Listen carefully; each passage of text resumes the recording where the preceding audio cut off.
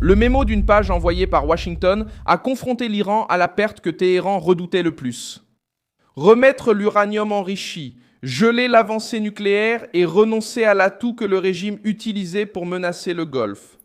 Ce jeudi 7 mai 2026, les États-Unis ne discutent pas seulement de la réouverture du détroit d'Ormuz ou de la fin temporaire des bombardements.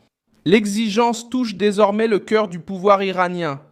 Trump accepte de suspendre une partie de la pression, d'autoriser une négociation de 30 jours et de permettre au commerce de reprendre son souffle.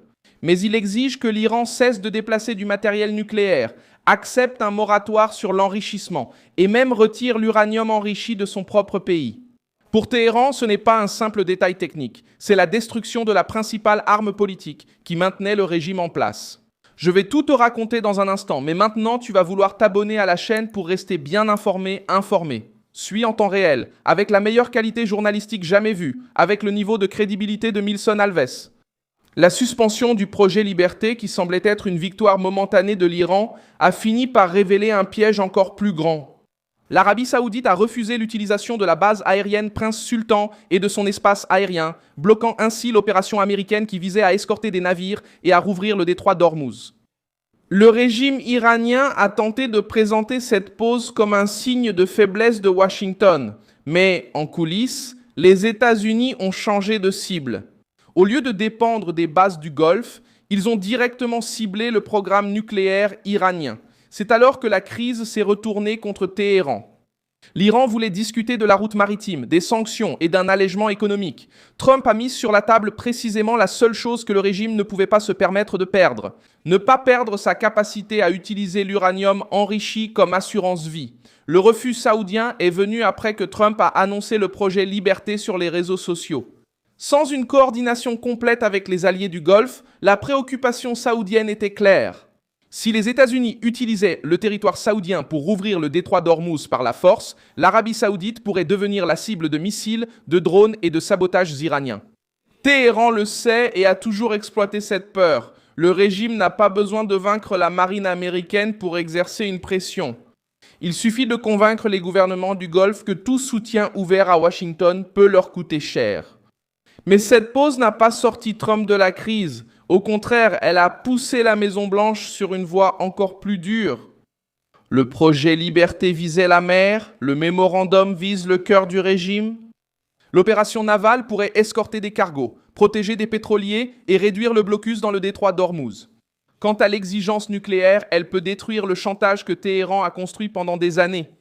Sans uranium enrichi, sans liberté d'enrichir, sans installation souterraine fonctionnant hors de contrôle et sans possibilité de cacher des équipements, l'Iran perd l'outil qu'il utilisait pour dire au monde qu'il pouvait encore franchir une ligne dangereuse quand il le voulait.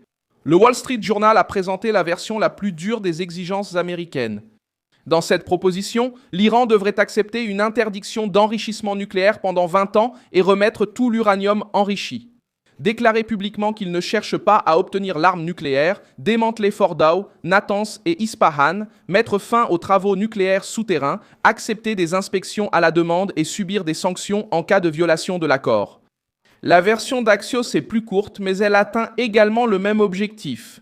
Selon cette version, la Maison-Blanche estime être proche d'un protocole d'accord, d'une page pour mettre fin à la guerre et ouvrir une phase de négociation plus détaillée. Et les États-Unis accepteraient d'alléger les sanctions, de libérer des milliards de dollars de fonds iraniens gelés et de permettre la reprise du transit par le détroit d'Ormuz. Cet accord initial ouvrirait une fenêtre de 30 jours pour un pacte plus large. Le risque est clair, Téhéran pourrait essayer d'utiliser ces 30 jours pour reprendre son souffle, réorganiser ses routes et demander de nouvelles prolongations. Le détail le plus explosif de cette version est le retrait possible de l'uranium enrichi hors d'Iran.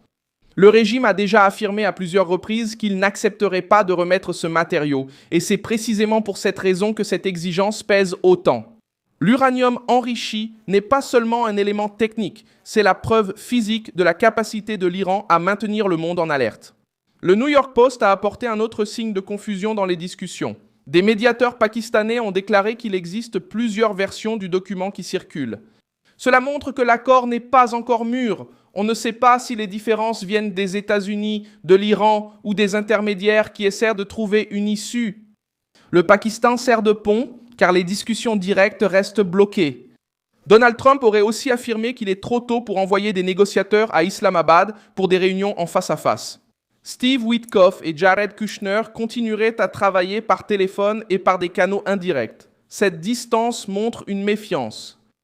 Washington ne sait pas si une faction iranienne qui accepte un texte aura la force d'obliger une autre faction à respecter cette division interne. C'est l'un des grands problèmes de l'Iran. Le gouvernement évoque la négociation, mais la garde révolutionnaire constitue le noyau dur de la guerre. Une faction peut accepter le mémorandum pour sauver l'économie, une autre peut rejeter tout retrait d'uranium car elle considère cela comme une humiliation. Pendant ce temps, des groupes alliés au régime continuent de faire pression en dehors des frontières iraniennes. C'est dans ce contexte que des attaques ont eu lieu en Irak, y compris contre une base où étaient présents des Américains et contre les forces kurdes. Téhéran voulait montrer qu'il pouvait encore porter atteinte aux intérêts américains, même pendant la phase de négociation. Donald Trump a répondu par une menace directe, selon la déclaration qui lui est attribuée. L'Iran devait livrer ce qui aurait déjà été convenu. L'opération Epic Fury pourrait prendre fin et le détroit d'Ormuz pourrait être rouvert à tous, y compris à l'Iran lui-même. Mais si Téhéran refuse, les bombardements reprendront à un niveau plus élevé et avec une intensité supérieure à celle d'avant. Le message était destiné à la direction iranienne, au Golfe et à la Chine. Washington n'a pas l'intention de permettre au régime d'utiliser la négociation comme une pause tactique.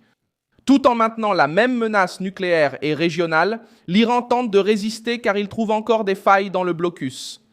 L'une des routes mentionnées passe par la frontière irano-pakistanaise, utilisée pour la contrebande de approvisionnement et de pétrole. Ce passage aide Téhéran à gagner du temps et à prolonger sa survie économique, mais il ne résout pas le problème principal. Ce qu'il ne parvient pas à faire facilement, c'est de soutenir toute une économie sous blocus, sanctions, pression navale, menaces de bombardement et exigences de remise du matériel nucléaire. La machine iranienne est sous pression de tous les côtés. Al Jazeera a diffusé des reportages depuis l'Iran sur l'inflation, la monnaie instable et la hausse quotidienne des produits essentiels. Le prix des œufs, des voitures, de l'or et du dollar est devenu une préoccupation dans la rue. Les commerçants affirment que la situation, déjà difficile avant la trêve, s'est aggravée avec l'incertitude. Certains Iraniens affirment que, même si la guerre se termine, l'économie pourrait mettre de 10 à 15 ans à se rétablir.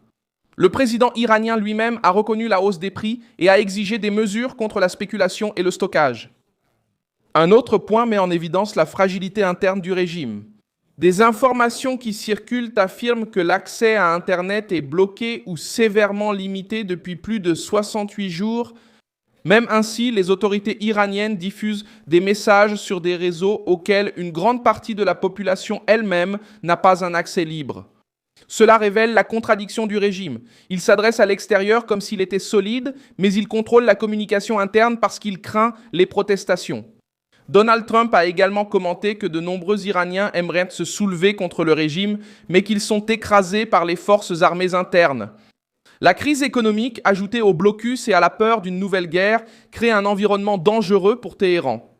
Des exemples d'autres nations renforcent l'ampleur de la perte que Téhéran tente d'éviter. La Libye a abandonné son programme d'armes de destruction massive en 2003 et n'a jamais retrouvé le même pouvoir d'intimidation contre l'Occident. L'Irak de Saddam Hussein a perdu sa capacité militaire, a subi des sanctions, s'est retrouvé isolé et est finalement devenu vulnérable.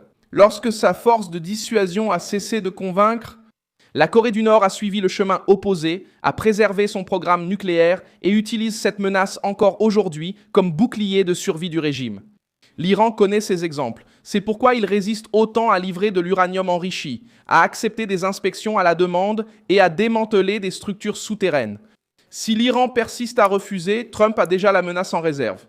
Je suis Milson Alves News et mon objectif est de vous tenir bien informé en disant la vérité chaque jour. Les liens des actualités se trouvent dans la description de la vidéo. Laisse un like sur cette vidéo, abonne-toi à la chaîne et à la fin, jette un œil aux commentaires pour être encore plus impliqué dans la communauté. Milson Alves.